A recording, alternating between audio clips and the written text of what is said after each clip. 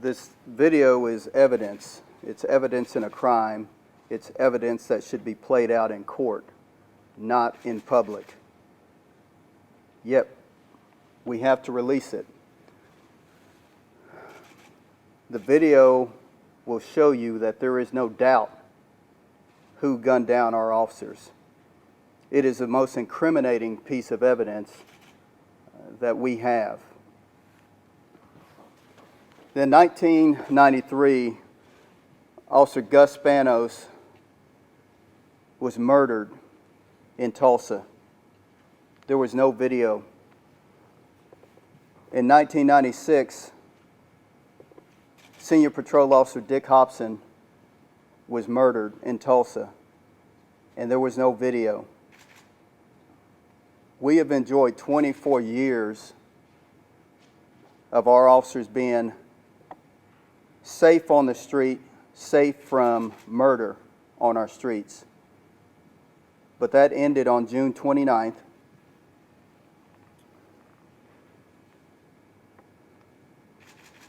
I think that 24-year span is a testament to the training that we have endured as police officers in Tulsa, but it's even more so indicative of what our community stands for. And that is, our community supports our police officers, and they will not allow our officers to be placed in murderous situations and sit idly by and stand for it. They won't allow that to happen, and that's evidenced by what's happened after June 29th.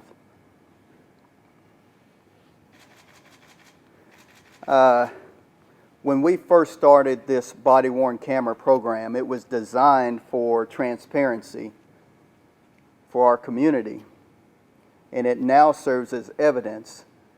It is evidence that we use on a routine basis to help us in the criminal prosecution of cases. It also serves twofold for you, the community, to be able to get a glimpse into what it's like being a police officer. You know, that's one of the reasons why I was a great supporter of the body-worn camera program. It wasn't necessarily because the public needed to see everything that law enforcement's doing, but it was more so to provide evidence in our court cases and to easily show what transpired out on the scene of a crime.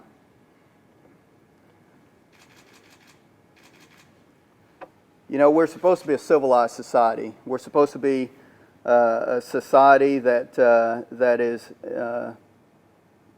is different, is modern. Yet, to me, it seems as though criminals have more rights than what you and I do. They have more rights than what our law enforcement officers do. You would never be allowed publicly to see the execution of a criminal. Yet today you get to publicly see the execution of a police officer. What kind of society is that? I originally planned to show this video here on this screen and have you all stand up and see it and us walk through it together. But our officers continue to suffer traumatic effects from this video. And so I'm not going to do that. What I've done is I've taken screenshots of various parts of the video to show that to you today. We will provide all the video, raw footage, and an edited version that imposes all the video together. We will provide that to the media on the media portal here very quickly. The media will decide what it airs. I feel the need to add context to the video, which is why I've called for this press conference, because people are not police officers and they don't understand. Some have tried to paint a picture of deception, that this what we have told you is deceptive. In no way is it deceptive. What we do is we move quickly to apprehend criminals. And that is what we did in this particular instance. I do not stand in the way of our investigators and our officers as they attempt to find criminals. And so as they do so, and information is passed along, we will regurgitate that information to you. Now, the advent of social media means that we've got to be quicker about how we respond to things. And so sometimes everything that we get has gone through several people and may not be totally accurate. But we are as accurate as we can be, and we will continue to do so as we attempt to give you the information as quickly as we can. Realistically, the discrepancies don't matter. It doesn't matter if that suspect stood 1 foot in front of our officer, over our officer, and fired the fatal round, or if he was 6 feet or 7 feet back. Doesn't matter. Does not matter at all. Doesn't matter if he walked away or if he trotted or skipped or jogged or did cartwheels away from the scene. Doesn't matter. 2 officers were gunned down. Our officers gave more than 40 commands. 40 times they asked him to exit that vehicle before they used any type of force. If you include the force, they asked him over 60 times or ordered him over 60 times to exit the vehicle. 7 times he was warned before he was tased. 7 times. You'll look at the video and you'll make your own conclusions. But from the standpoint of law enforcement, let me tell you what I see. I see officers out at 3 a.m. protecting and serving. I see an officer out at 3 a.m. that sees a vehicle make a wide turn, a wide sweeping turn, which is indicative at 3 a.m. I would be thinking this is an intoxicated person. He gets behind him, and of course the tag's out of date. It's a paper tag, the tag is expired. When the officer gets to a point where he asks him to exit the vehicle, he's going to exit the vehicle because that vehicle is no longer fit to be on our streets and needs to be towed. So, what I see there is I see an officer that wants more time to evaluate the driver. We want to get that driver out of the vehicle and further determine whether or not he's intoxicated or under some type of drugs. What I also see is I see extreme nervousness and evasiveness on the part of the driver. And so, as a police officer, what I'm thinking is I want to separate that person from the unknown contents of that vehicle so that I can more safely deal with that individual as we are face to face. Now, I told you we have created an edited video that takes the in-car video, the body-worn camera of Officer Aurash Zarkeshan, and also the body-worn camera from Sergeant Craig Johnson. And we've put that together, and at points in times we have slowed it down so that you can see when the gun is introduced. We've sped it up at parts where there's mundane portions where the officer is performing a records check on the individual. But again, you will have that content. Craig, on June 29th, 2020 at 3:06 a.m., Officer Zarkeshan stopped David Ware after he failed to yield when pulling onto the roadway and made an illegal left turn and operated a vehicle with expired tags. At 3:23 a.m., 17 minutes later, the suspect fired multiple rounds at the officers. The still image that you see here is the suspect pulling out onto the roadway. And when you see the actual video in motion, you will see that it's a wide sweeping turn in front of the officer. Notice the circled portion of the video that says B. The B is circled. That B is an indicator on the system that the officer had to apply brakes. That means that the suspect was close enough to the officer that he had to apply brakes. Now understand also that video, in the way in which it is, in the way in which it's broadcast, sometimes does not show the proper depth, because that's what our cameras do. They're trying to capture a wide angle in a small camera. So Sergeant Zarkeshan makes contact with the driver, and that driver is very nervous. He's sweating. It's 3 a.m. and he wants to further investigate things. Next one, Todd. The suspect's on the phone here. He's talking to his accomplice and telling him where he's at.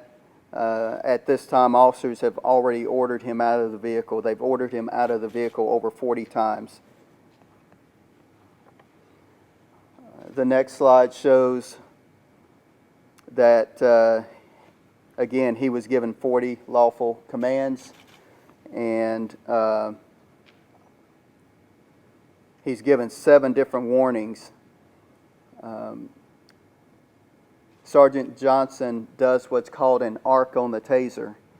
An arc, he does that 3 times. An arc on a taser is a display of the taser. It allows for that audible sound to take place, hopefully in an attempt to de-escalate the situation.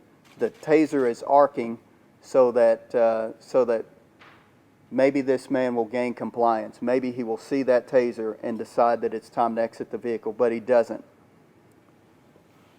Sergeant Johnson deploys the taser.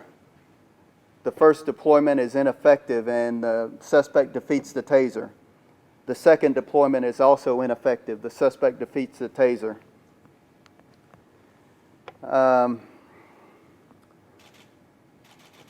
At one point, you can see the accomplice arriving. That's his vehicle with the red arrow pointed to it.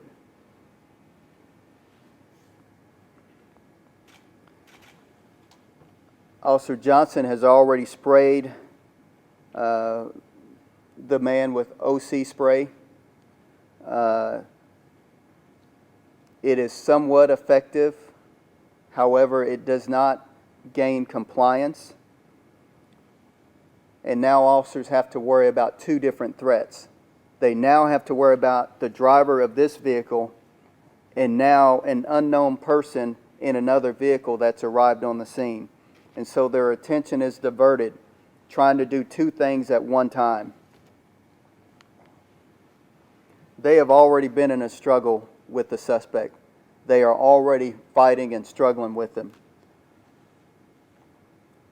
Try to get a man out of a car. See how easy it is. During that struggle, Officer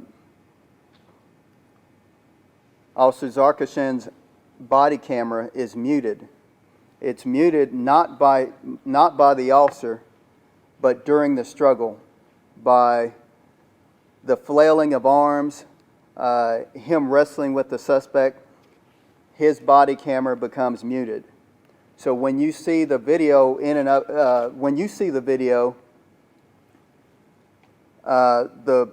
the audio will switch to Sergeant Johnson's body camera. That is done because he now holds the only audio to this incident, and it doesn't matter. The audio is there. It's also at this point that we believe Officer Zarkeshan has keyed up his radio and requested additional cars. He now realizes that this is more than what they can handle and they need help. So he has asked for additional cars to start to him, and they have started.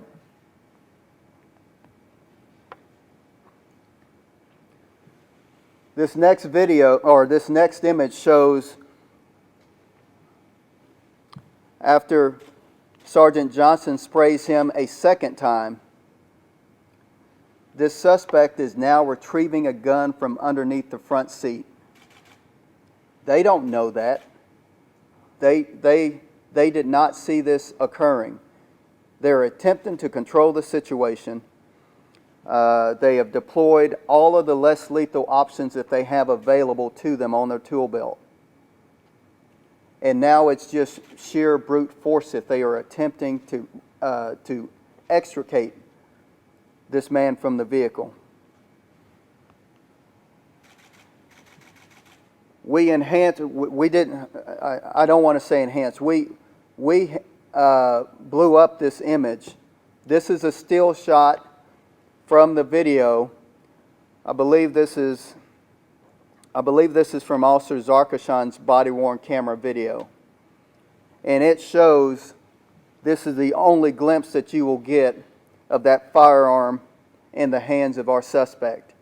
He has retrieved the gun from under the front seat, and he has now armed himself as our officers continue to struggle with him. This is an in-car video from Officer Zarkeshan's vehicle. This now shows that the suspect is now out of the vehicle. They are continuing to struggle with him. And this is the moment in which the shots begin to ring out. Our officers are now wrestling with him, continuing to wrestle with him. He's got the gun in his right hand. And it's at this moment that he starts firing upon our officers. He fires with what could be looked at as indiscriminately, but in close quarters, which make each of the rounds, or most of the rounds that he fires, they find their mark on our officers. We believe Officer Zarkeshan is shot first. And immediately, the man turns to Sergeant Johnson and also fires into Sergeant Johnson. It's actually at this moment here, back that up, back it up, right there. It's actually at this moment here that Sergeant Johnson is attempting to find out what is going on, what's taking place here. Shots are being fired, and he is trying to understand, is it Aurash that's shooting, or is it someone else? And you will clearly see that in the video as that video is played. All of this happens in a split second. Go to the next screen. Our officers have gone down. Officer Zarkeshan has created some distance from the suspect, and the suspect is still engaged with him. As you can see, he has a one-hand hold on the gun, continuing to fire at Officer Zarkeshan. We believe that the last round fired, or close to the last round, could be the shot to Officer Zarkeshan's head that incapacitated him. Sergeant Johnson is on the ground. He is stunned, dazed. He has been shot. A bullet has found its mark. It has gone through his vest, the folds of his vest, and has entered into his chest cavity. And he is significantly wounded at this point.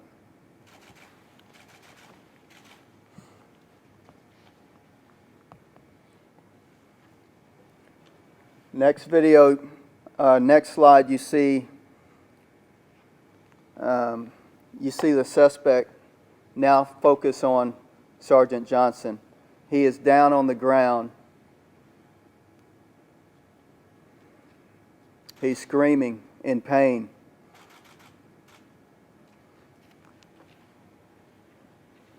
Officer Zarkeshan is down. The suspect, you can see, puts a two-hand hold on that gun and makes sure he aims, firing and striking Sergeant Johnson in the head.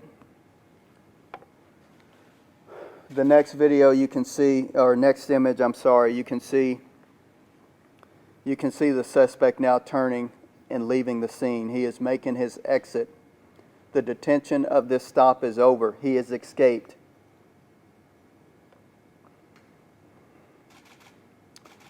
Our officers are down. And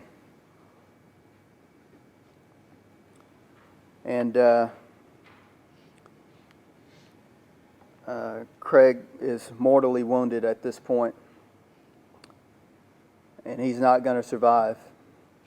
Despite everything that the first officers on the scene attempted to do, all of the life-saving measures that they implored, he's not going to survive.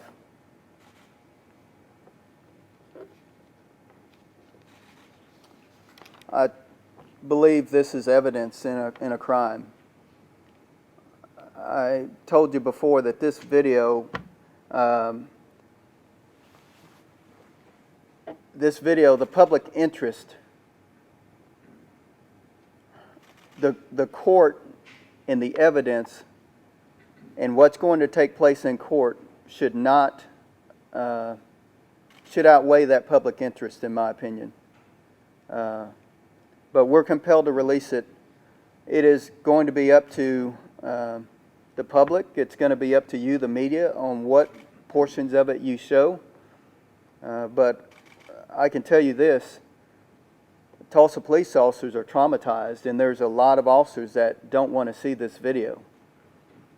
I did not view portions of this video until I knew that we were going to have to produce it. So,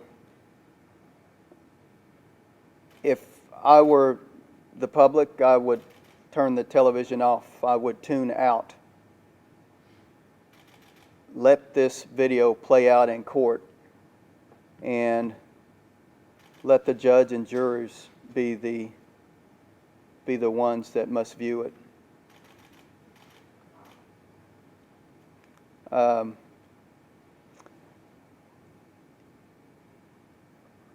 I'm going to end by just saying that what's been played out nationally with the attack on police officers, with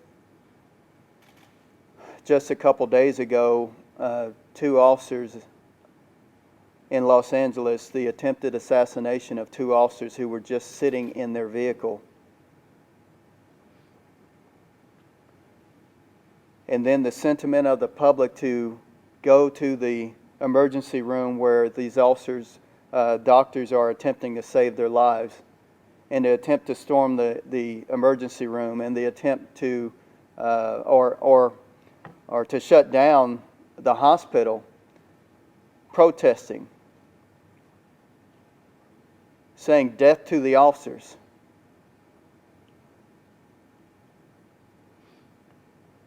That just doesn't make sense in this America. Just does not make sense at all.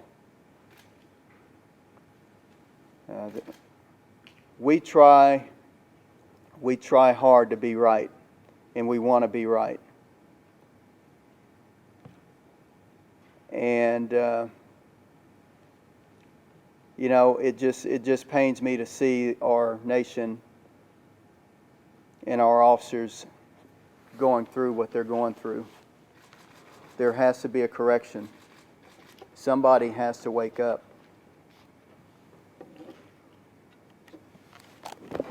Thank you.